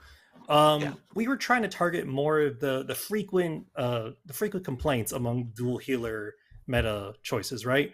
Furia was a pretty prominent choice due to her high single target healing, and just giving her 20% bonus healing on top of that is going to make some things a little skewed. So be on the lookout. Yeah, be on the lookout. And then last up, when it comes to healer changes, we've got Grover to quickly talk about. Grover's talents, Rampant Blooming is going to be gaining Curative, Ferocity is going to be gaining Surgery, and Deep Roots is gaining Remedy. And we don't have any specifics planned for Grover yet, but just know we are going to be continuing to look into a number of adjustments to Grover's base kit to compensate for these keywords, just as Steve said. And that'll wrap it up for all of the healer changes coming up in Season 6. Let's talk about items. We've got a few changes to items coming up in the first update of Season 6. And it looks like the first item is going to be Guardian. We're going to be increasing the effectiveness of shields that you create by a percentage. And then Kill to Heal is also seeing a change here as well. We'll talk about the first two first. Kill to Heal is going to be getting a change for getting a kill or an elimination heals you, and that is going to be decreased just a little bit. Steve, talk to me about these item changes. Right. So overall, we're seeing an increase of Guardian strength and a decrease to kill to heal strengths. Guardian has felt a little lackluster in Season 4, and it warranted a buff, right? It's even on shield heavy teams, it didn't really see a lot of use. So hopefully this strength increase gives it a little bit more of a place in any of your item builds. Kill to Heal, on the other hand, has been strong since we changed the anti-heal mechanic involving it. So it's going to get a slight nerf. The full 750 heal at any time in a team fight is kind of strong. So we're going to tweak it down a little bit. Not too much. We're going to see how it feels and keep going from there. Cool. All right, well, we've got a couple of other item changes in the works here. The first one, Master Riding. We're going to be increasing mount speed. The mount speed that you get increased is going to get nerfed a little bit. And then we're also going to be compensating by allowing people to remount mid-match. And then lastly, for items, Nimble is going to be seeing a increase, so a bit of a buff for the increased gain on Nimble. Steve, talk to me about these two items. So, a great part about PTS is that it's allowed us to find a lot of concerning issues with some of the changes we've made. And these changes are made with the intention of, if things go well, but thanks to the community help, we found out a lot of things. However, the reasoning behind these changes is with the ability to remount, Master Riding is more valuable and Nimble is less valuable by comparison. So we're shifting them so that Master Riding is slightly less OP at getting around the map, while Nimble is the option for mid-fight mobility. And once again, everything is a work in progress, and we have a lot of numbers and things we can tweak behind the scenes. So keep your eyes on this as well. Absolutely. If you haven't had a chance to hop on the PTS, please do so. Send us your feedback. I know the Evil Mojo team pays close attention to everything that comes in from you all and is definitely open to making changes based on what you all think. So let's move on and talk about a couple champions, Steve. The first one, let's talk about Cosme. So, actually, nope, I am skipping. We have mid-air controls that we need to talk about first. I know the community wants to hear about Cosme. So let's talk about mid-air controls before we talk about Cosme. So we're making a change to air strafing. We're doing a little bit of a partial revert to that. And then mid-air inaccuracy is just being fully removed. What's happening with that, Steve? It's gone. So, yeah, smited. It is overall quality of life changes. And we've heard repeatedly from AOC and community that it's to address some issues where specifically it just wasn't fun. Certain champions had it, certain champions didn't, and it made gameplay inconsistent. We have this extra plane to play with. We might as well. So we removed it, and we can make adjustments in subsequent patches if it makes certain champs too strong or too weak, etc. Hopefully in ways that don't inhibit the fun. While we're at it, we reverted the graded degree of air control to allow kind of a combo with midair and accuracy being removed. This will lean into Paladin's fast-paced, over-the-top action style. So hopefully now, peeking corners and doing some crazy air shots will have some cool montages in the future. There you go. Oh, I'm looking forward to seeing those montages. I love those. Midair. All right. Now we can talk just a little bit about Kasumi. So we're going to talk about a couple champions. Kasumi up first. Just want to let the community know we don't have a whole lot of specifics now as the team is actively working on plans for Kasumi. But we thought it was important to just give you an update on where we're at with her. So Kasumi will be entering ranked with this update, and there are nerfs incoming. We don't have a whole lot of specifics here, but maybe Steve can provide just a little bit more insight on what the team is thinking about Kasumi right now. Yeah, so overall, Kasumi, she's a strong damage character for a lot of reasons. But one of the big ones that we're targeting right now is her ability to just kind of hold the button and look for a target. It kind of makes it frustrating to play against her where you peek or she peeks a corner and you are instantly targeted, instantly attacked. It makes it feel frustrating overall, right? Yep. So we're still finalizing the details, but we've said it where Kasumi should no longer be able to just hold the button and sweep her camera. We may adjust numbers as well, but the biggest change to here is that Kasumi will need to actively click on a target instead of just holding the button down. So it's a little bit more engaging on the Kasumi side. They have to be a little more attentive to what's happening on their screen to make sure the shots are hitting the right target. That's right. And as soon as the Evil Mojo team has all those details locked in, we will be sure to communicate that out to you all via patch notes, social media, all the nines, to let you all know the exact changes coming to Kasumi. And our last champion to talk about for balance is going to be Ying. Just a quick change for Ying. On Illusion, the healing increased from 400 is going up to 420. Talk to me a little bit about Ying, Steve. Yeah, so overall, right, the keyword changes aren't going to be, not everyone. So here we go. Let me rephrase this. Not all healers are being nerfed and shifted. Ying has kind of struggled against some of the newer, more meta healers. So hopefully with a little bit of love and the keywords, we'll see her mirror blaze a path across the battlefield once more. As an older champ, it can be hard to keep up sometimes. So hopefully with this, we'll see how she performs. Yeah, Ying is an OG champion. I remember Ying from way back in the day from closed beta. So definitely showing just a little bit of love to Ying so she can keep up in the realm alongside all the other champions. And that wraps it up for balance, but let's talk about game modes. And we've got an exciting little teaser spoiler for you all. Some of you may have caught wind of it on PTS, but Payload is returning.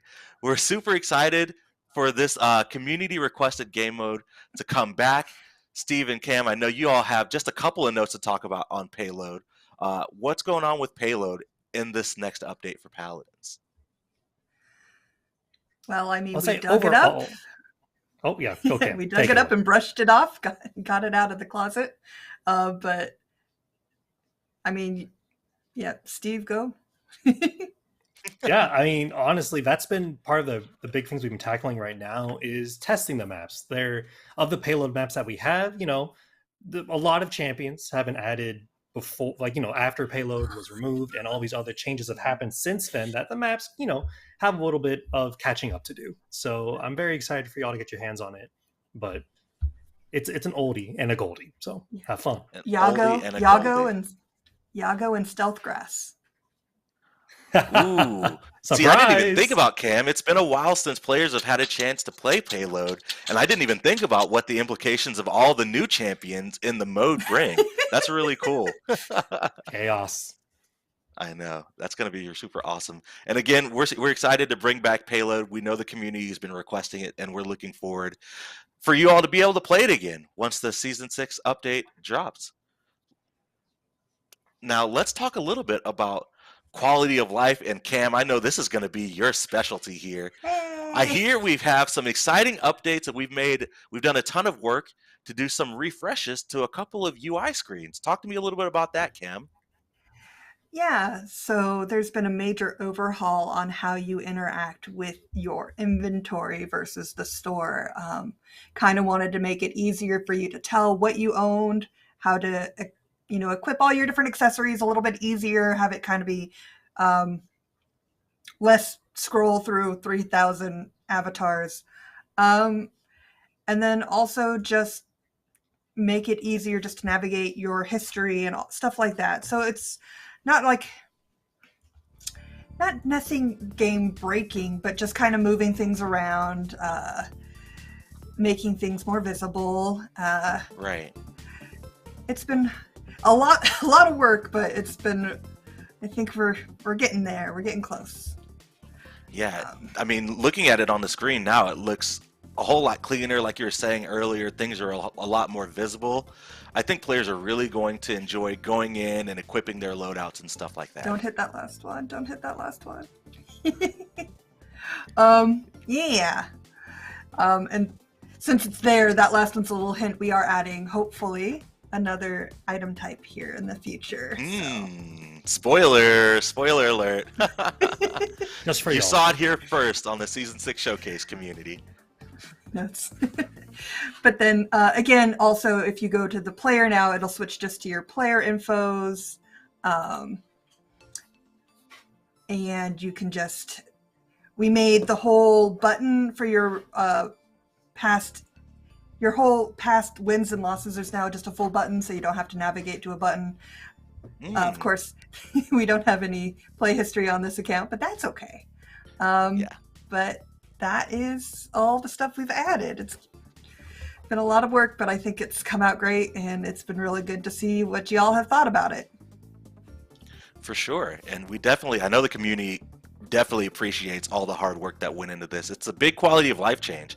And like I was saying earlier, it's just going to make going in and equipping your loadout and searching for that spray or that card or that loading frame that much easier to let players really customize their experience to themselves. So shout outs to you, Cam, for all the awesome UI work that went into the Season 6 update. Really awesome stuff. That, and shout out to Amanda, who also has worked very hard, and Yusin, just because I can yell at my team. Absolutely. Definitely give the team shout outs. We love it on the update show. All right. Well, that wraps it up for quality of life. Let's talk about some skins, shall we? I know we've got some exciting content headed out in the first update. Before we do skins, we've got some awesome Twitch drops that people can earn today just by watching the Season 6 Showcase or any Paladin stream for that matter. We've got the Season 6 Showcase spray that players can earn for watching 2 hours today. And then we've got the Aspirant Geno skin that players can earn for watching an additional 2 hours. So 4 hours total to get the Aspirant Geno skin. Make sure you're watching. That campaign is going to end tomorrow, the 26th at 11 a.m. ET. So tune into some Paladins today, earn those drops, get those in-game goodies. I am super excited about this. I know the community is really excited about that Geno skin when they got a sneak preview of it a little bit. But let's talk about the content coming in the next update. We've got the Into the Abyss, that name is really fitting, event pass coming in for this update. Really awesome stuff. We've been teasing at the Abyss all show. We've got really awesome stuff here. But in this event pass, we've got a couple characters that are going to be abyssified, for a lack of a better term. And our first skin, which is going to be the buy-in skin for the event pass, is going to be Doombringer Saris. And that card art is so dope. Amen. That is some good stuff. I'm very excited for y'all to see all these in game too. Or should I say, as always, our team has knocked out of the park. So y'all eating well this patch, let me tell you. There, we are eating, yes, for sure. Yeah, I love the card art. I love the Abyss. And we've got a turnaround to show off just a little bit of how this skin looks in game. Really awesome stuff. I love the green. Green's my favorite color, so I love the green glows. And the Abyss, all the details on the armor, this is awesome. What do you think about this one, Cam? Oh, no, I think this is dope. I love like the hairstyle on her, her little leggings, skin. I don't know. Is that her legs or her skin? It's fun. This is awesome. Mystery's Well, we're the going to fun go part. in game so we can show off a couple of the abilities for this. Let's take a listen to some of the voice lines before we go in game. Yes. Yes! I can feel the abyssal power flowing through me. It's consuming me, infecting every cell in this body. And yet, I've never felt more whole! I've seen it all. What was, what is, and what has not yet come to pass. You will understand soon enough the power of the abyss!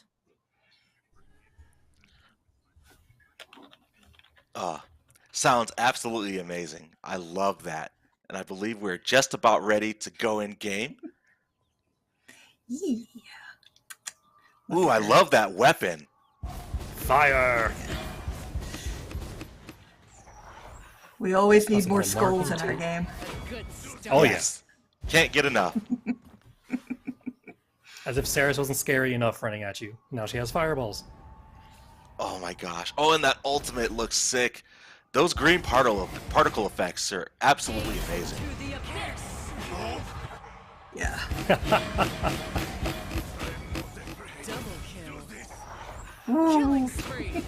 Really awesome stuff. Well, that is Doombringer Saris, but as with all of our event passes, all the skins are going to be seeing a recolor. So we've got Flamebringer Saris on the other side, which is going to be another reward in the event pass.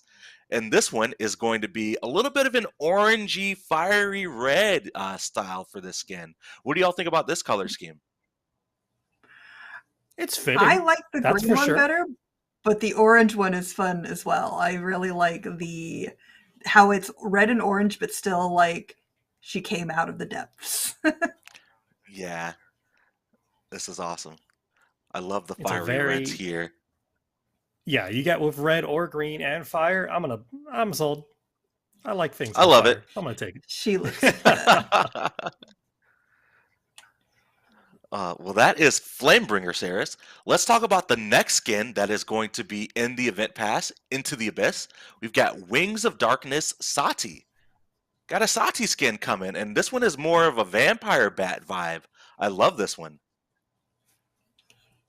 Yeah. It is. She's so, always again, reminded me of a certain pocket Yep. monster, and I love it. Oh, honestly, again, our team killing it every single time. I That's probably been one know. of the The funnest lip parts about piercing working is at Paladins. so good. It's like a Mhm. tiny Piercing is detail, but chef's the lip kiss. piercing is fun. Yeah. I love her hairstyle here, too. Yeah.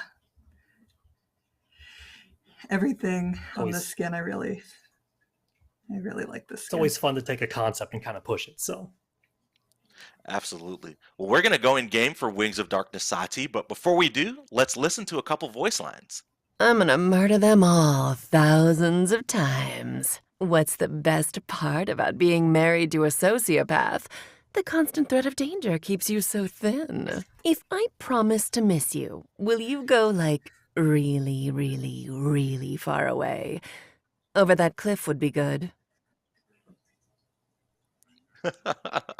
I love how she has a little bit of sass to her, too. Yeah, Something's I never wrote this changed. voice pack, and I made sure she's extra saucy. Extra sassy. I love it. This is really great. We are getting ready to go in game to show off Wings of Darkness Sati. And I love the gun on here, too. And you've got the purple kind of flames on the weapon as well. it's only a little evil, a little bit. Just a little bit. Double kill. Got the decoy here. Shoots a little bit of the purple bullets to match the weapon.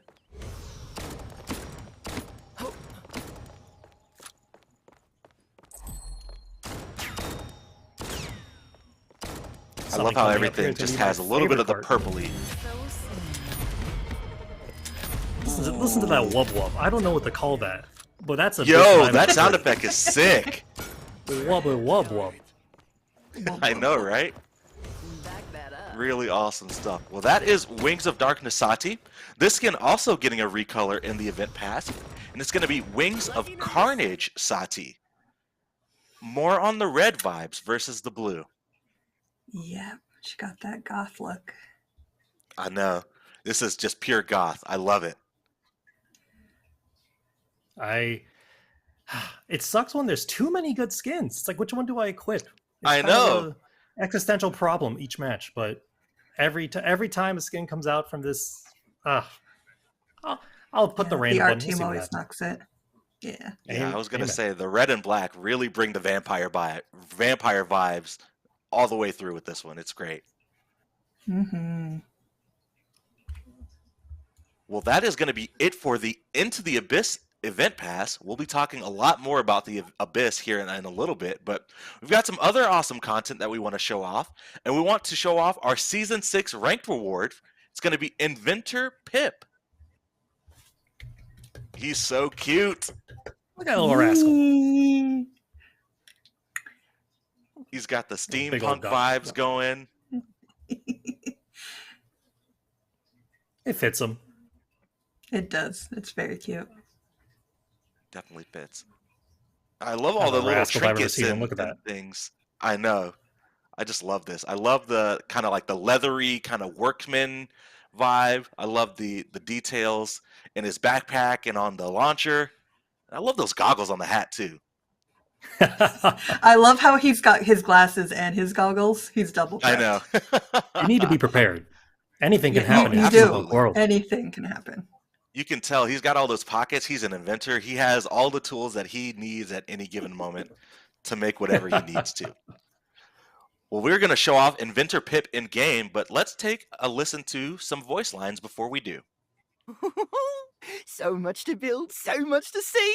I want to do it all. Can't stop me. My sights are set on the battlefield. Time to experiment. Hey, you knocked over my conglomerate's spectre deflector. Get back here! I love it. You can tell that it's that stressed out, super smart inventor that has so much on his mind already that he can't keep up with anything. It's great. All right. There he Here we is. are in Look at game with Inventor Pip. There's the boy. He's having so much fun.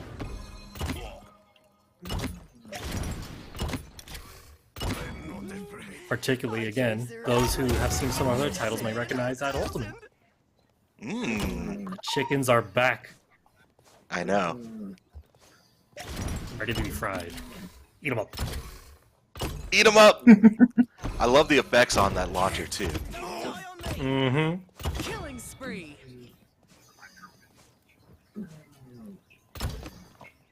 All right, well, that is your Season 6 ranked reward in Inventor Pip. We've got just a few more skins that we want to talk about coming up in this update. The first one is going to be Retro Vivian.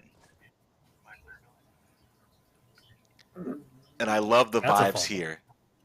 This is definitely fun. She's always been a bit of a hard tooth and nail girl, so now she's got the tats to fit, and the gun is a very fun addition. I hope you all love it. I know, right? She's tatted up. Ooh, look at that gun. Oh my goodness. I love the drones. Yeah. The gun and the Drones drones are are the my cutest little thing. favorite. This is really cool. I'm loving the style. You've got kind of like the late 60s, early 70s kind of pinup style for Vivian. I think it's a great fit for her. And yeah, those drones are awesome. All right, no voice lines for this one, but we have one more skin to talk about. We've got Bloody Bakemono Koga. Ooh, this one's good. Look at that smile. You can't resist them. He's coming. Having a Look at great those time. teeth. Hey. That smile is terrifying. Look. He's just here to say hi. Yeah. Oh my gosh. Definitely bringing the Oni vibes here with. Oh my gosh, that smile. That smile, please. I can't look at it for too long.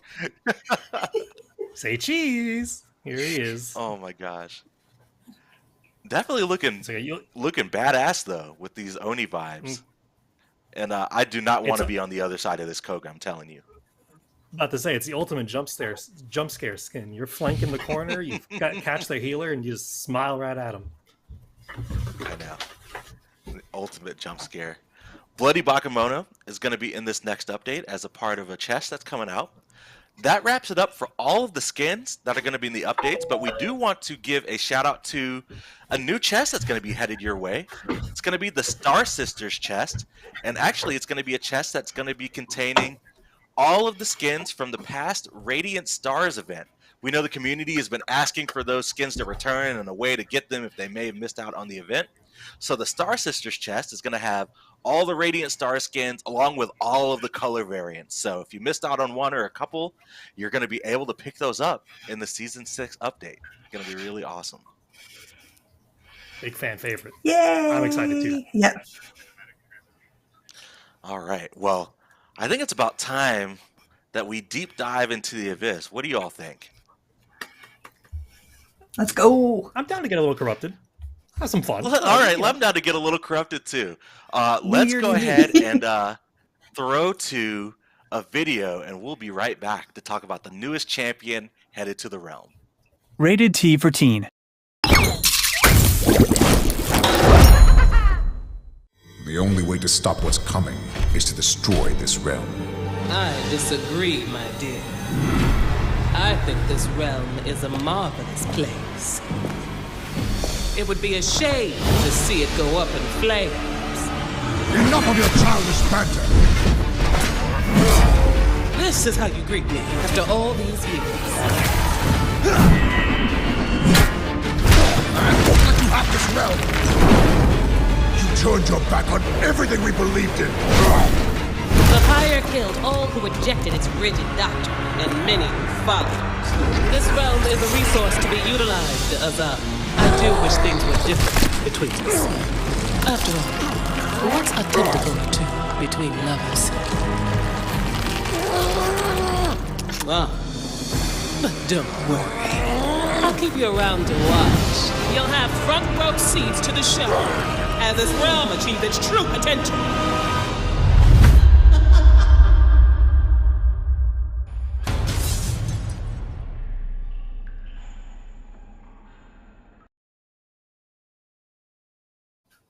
That's right. A big welcome to Nyx. I think she makes the some good Abyss points. Queen.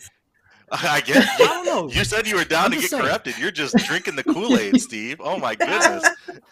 What can I say? Oh my goodness. That's right. Nyx, the Abyss Queen, headed the Paladins, joining the realm in the newest update. And that cinematic, lots of lore implications with that combined with the little MoGraph teaser that we had. Steve, I'm going to throw to you. Who is Nyx? How is she on the realm? What is she doing here? Talk to me a little bit about Nyx's lore and kind of her background. Yeah, I'll hail her arrival, sure. In the past, Nyx was once a Pyre Lord. She worked alongside Azan and the others in their seemingly eternal fight against the chaotic abyss, but as she so elegantly stated, over time she found herself disillusioned. The Pyre was very controlling. Their rigid dogmas and their wanton use of life made her a little upset. So she decided that she would show the Pyre the power of freedom, true freedom, and the power of chaotic free will. So she's now here to wreck house and show the world what it's like to embrace the chaos within. Yeah, I'm super excited. And I believe we're going to pull up her splash art here in just a little bit. But Cam, how are you feeling about Nyx? Are you worried about her entry into the realm? Are you excited? Well, I'm always here for a little bit of chaos. So I'm excited. Good. Well, right in super time. Excited too. And I know the community is super excited. And I believe we've got Nyx's splash art that we're going to throw up on screen here. Definitely bringing the Queen vibes with this one. And I don't know about you all, but I'm particularly a little bit worried about the realm and the implications of Nyx's arrival. Seems like she didn't have any trouble dealing with Azan. So I'm definitely curious to see how all the other champions are going to be dealing with Nyx. She's definitely a force to be reckoned with. So, not really, though. If you just join her side, it's pretty easy. I'm just saying. She's got a great workout routine. I know. Look at those thighs. There you go. Oh, here we go. And she Quick is turnaround big. game. Yeah, she tall. She's big, she's shredded, and she's here to make mincemeat out of everyone. Good Oh luck. my gosh, yeah. I am definitely afraid. And I love the wings here. They're kind of floating as well. Just a little bit of a hint to the power that Nyx is going to bring. But I know we're going to get ready to go in game and kind of talk about the kit. But let's listen to a couple voice lines for Nyx before we do. Your savior queen has arrived. Feel free to grovel. The realm is a blank canvas waiting to be painted. I think a wash of red would do beautifully, don't you? Your corpse would make an excellent footstool for my throne. Oh my goodness. She is definitely here to bring down some chaos, as both Cam and Steve alluded to. Let's go ahead and go in game, and we can quickly talk about all of the awesome stuff that Nyx is going to be bringing to the realm. And immediately, she's a little big. I don't see a weapon. She's a little big, little taller than all the other champions. Oh my goodness.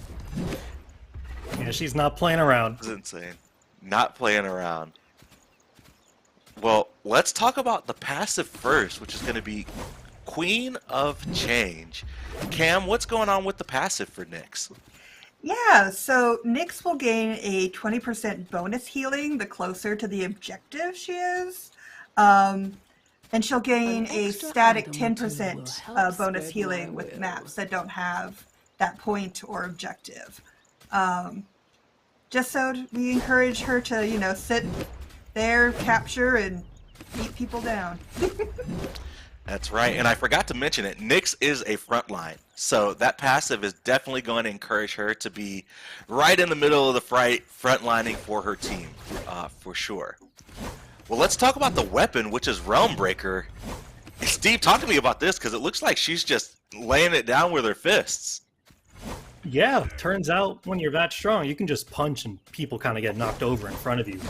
So with Realm Breaker, you punch and send out energy in an attack chain. It's going to be 3 lights and 2 heavies. The lights currently are dealing 175 damage, and the heavies are dealing 400 damage. The caveat to this, however, is your chain, right? This attack chain will reset to the first hit if you miss. So while there's no ammo and no reload, if you start your combo up and you miss, well, you're going to reset. And that's going to have to kind of temper your bloodlust a bit. But to encourage that swinging, if Nyx is within a close proximity of her target, she will deal an extra 75 damage a punch. So really just get in their faces and really just mangle them up a little bit. I know, true frontline, right? Hop in, don't need a weapon, just bring the fists and whatever power that you've got internally, you just go with it. I really love this take on a weapon, it's really unique. As our driver here shows off the combos just a little bit more. Let's talk about the alt fire, which is going to be Rift Slash. Cam, what's going on with this one? Yeah, so Nyx is going to send out a projectile that explodes on contact or after traveling 25 units and deals 200 damage. And then this this projectile is going to leave an abyssal rift, which slows enemies for 35% in 30 units before exploding again after 2 seconds. And then also the ability can be charged, causing the projectile to hit harder and travel further, and it can deal a max of 350 damage and travel 100 units. Nice, I like it. I love the fact that you can charge it just in case you're farther away, just to kind of build up that power. That's super cool. Yeah. And I'll say the effects on that alt fire look really dope. I love the rift that it brings up when you hit. It's super cool. She's bringing the abyss to us too, in more ways than one. I know. I love it. All right, well, let's talk about some abilities. Ability 1 is going to be Abyssal Fortress. What's this one do, Steve? All right, well, as we so kindly been shown, it raises a shield at the target location, unlike most other shield characters, where so Nyx can defend her allies at different ranges, either putting it right in front of her or far away safe. The shield has 4,500 health and can be placed up to 90 units away. The shield does lose health, though, for every 30 units it's placed away from Nyx, indicated by that bar that shows up. So if you're putting it farther away, it may get a little weaker, but that's the price for utility.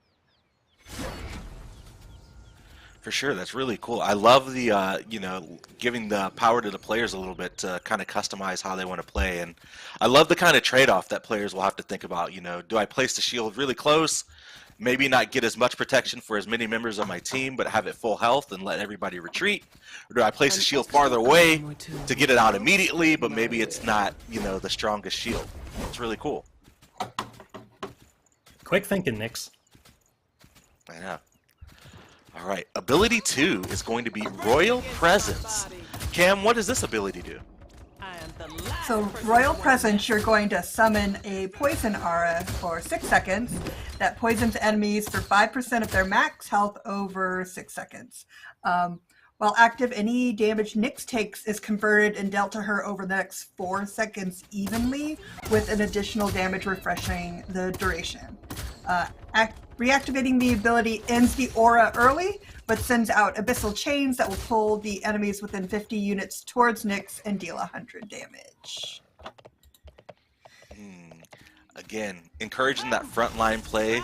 She just hops in, gets in face first, poisons them, stays really close. That's really awesome. All right, and then our last ability is going to be the ultimate, which is Chaos Nexus, and I'm going to throw to Steve to tell us all about what this ultimate is going to do. Yeah. So, once again, no one is safe from Nyx, and the Abyss is coming for you if you like it or not. So, she will channel and become CC immune, and gain some damage resistance, and deal 100 damage in a radius around her, and pull enemies towards her. After she opens 2 rifts, essentially, she'll explode, and stun and damage enemies hit for 2 seconds and deal 600 damage. You're on the point, you're fighting, they're gonna finally try and take it back with this big push, and suddenly they're all on you again and stunned. So, it's not the best place to be. Definitely. It sounds like if a Nyx is in your game, you just need to be on the other side of the map, or you're just gonna get clapped. She's definitely got control of that close game. Yeah. Quadra kill. I guess your 13 is their bad luck. Well, that is all for Nyx when it comes to fires and abilities and ultimates. Let's quickly talk about the talents for Nyx. So each champion has 3 talents, as is the way in Paladins. And the first talent for Nyx is going to be Show of Force. Show of Force is going to allow Rift Slash to now knock back enemies hit by the projectile, resulting in the Abyssal Rift lasting 1 second longer than it normally would. Any other notes on the first talent, Steve? That's right. We should be able to equip it here if we have a moment. We can showcase it. But if regardless, the Rift Slash now will have the ability to knock enemies back, and the residual portal lasts a second longer, right? So what that lets Nyx do is play a little bit more of a controlling game, and just kind of take control of the combat scenario, whether at long distance or close range. She can get people off her, or close off an area. It's going to make it difficult for enemies to play around her when she's able to CC them like this efficiently. There we go. There we go. Yep, and it looks like we've got the talent equipped here, and you can see there's that knockback, and then the Rift lasts just a little bit longer too.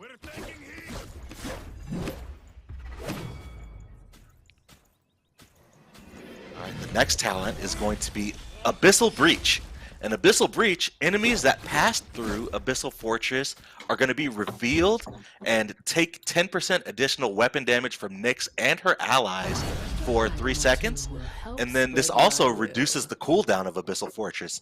Steve, what are some notes on Abyssal Breach? How would you use this talent successfully? So Abyssal Breach really brings in this play style of engaging on Nyx is dangerous, or she can potentially cordon off an area by combining this talent and maybe her right click too, right? Because now, if you have the shield on the point and the enemy front line wants to come engage with you, they're going to have to suffer this pretty significant debuff. And, it's not going to be the best time if you have to take 10% damage from the whole team just to get on the point. So it's going to maybe inspire some different playstyles to get around her.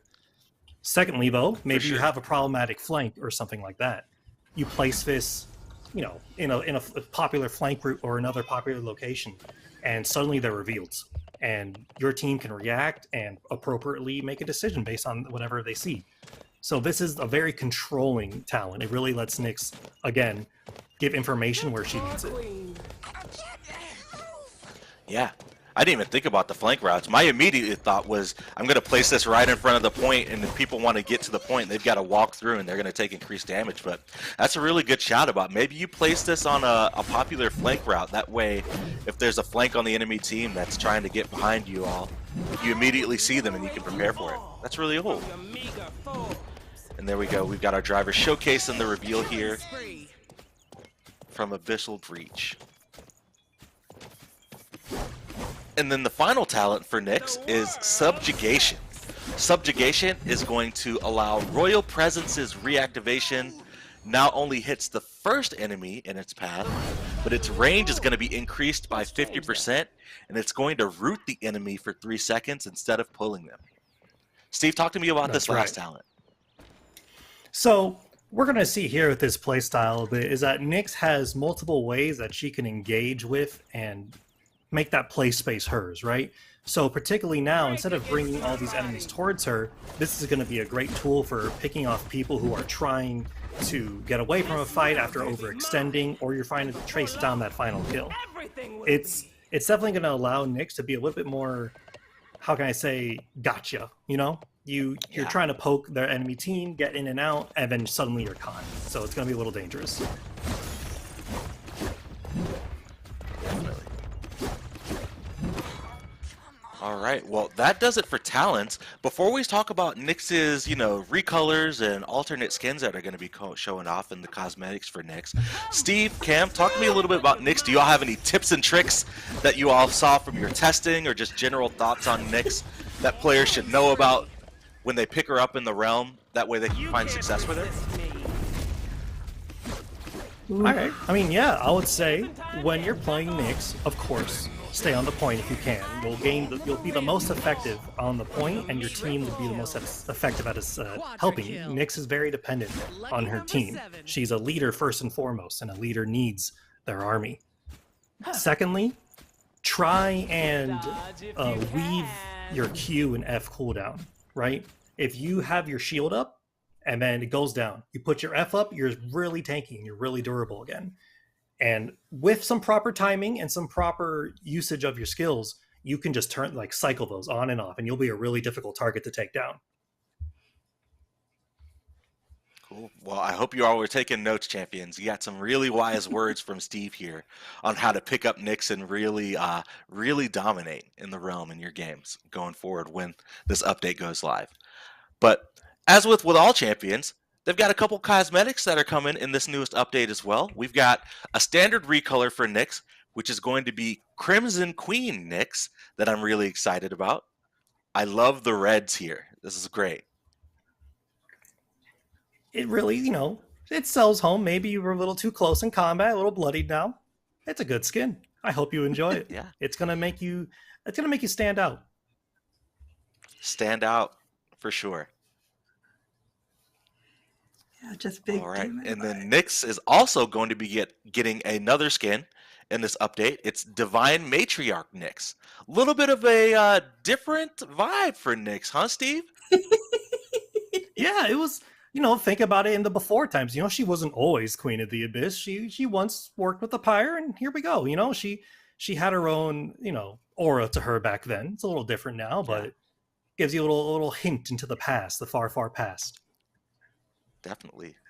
And I, for one, am a huge fan of just like the Pyre. I love the kind of whites, blues, and golds and kind of the angelic vibes they bring. The wings on this are absolutely incredible. This is great. Mm-hmm. Though it may be a little more, regal or Pyre-like, but she will still punch your face into the ground. So don't get too awestruck when you're out there, champions. It is an amazing skill, though. I'm a huge fan of it. Been using it more often than not in our playtest. Yeah, This one is great. And then lastly, we've got to talk about the mastery skin whenever we have a new champion. So we've got Golden Nyx headed you all's way when the update drops. Black and gold, the gold classic color really combo. sticks with the purples. Yeah. This is awesome. The face Look at that. on this one especially is my favorite. Yeah, this looks Golden incredible. spikes, golden bones. I love the gold metallic textures on the dress too, and the horns. Looks absolutely amazing. Yep, big fan. don't get That's the awesome. don't get the 52 quick, everyone. Enjoy. Yeah, the don't get the process. 52 quick. Yeah, enjoy the ride. But when you do hit 50, you'll be able to get this awesome skin for sure.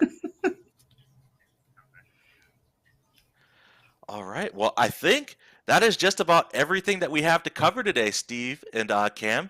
Any final words before we close the show?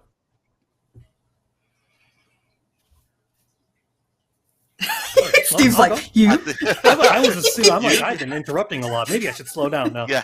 Anyway, I would say overall, it's been a really fun 2022, as short as it was for me. I'm the little greenhorn here, and I'm really appreciative of all the community members who have welcomed me and been communicative and helpful with their constructive criticism and feedback. Really excited for this patch going forward, and really excited to bring Nyx and a lot of the Abyss and Chaos to you with this update. So thanks, everyone. Have a good one. How about you, Cam? Yeah. Yeah, nope. I'm just super excited. We have another big woman, giant woman in the game, which is always exciting. So I'm just excited to see how the community takes her and sees where we land. I'm excited. Always good to... I'm excited too. Well, thank you so much for joining me, Cam and Steve, today. We've had a lot of fun on the show. Community, thank you so much for tuning into the Season 6 showcase. It's been an absolutely incredible ride in 2022, like Steve was saying. Thank you so much for playing Paladins. Be sure you continue to watch Paladins today to get those awesome drops. And the first update of Season 6 is going to be headed your way on February 23rd. If you want an early look, be sure to hop into PTS to try some things out and send us your feedback. But thank you so much for watching the show. Time in the realm. Bye-bye. Thanks, everyone. Play PTS.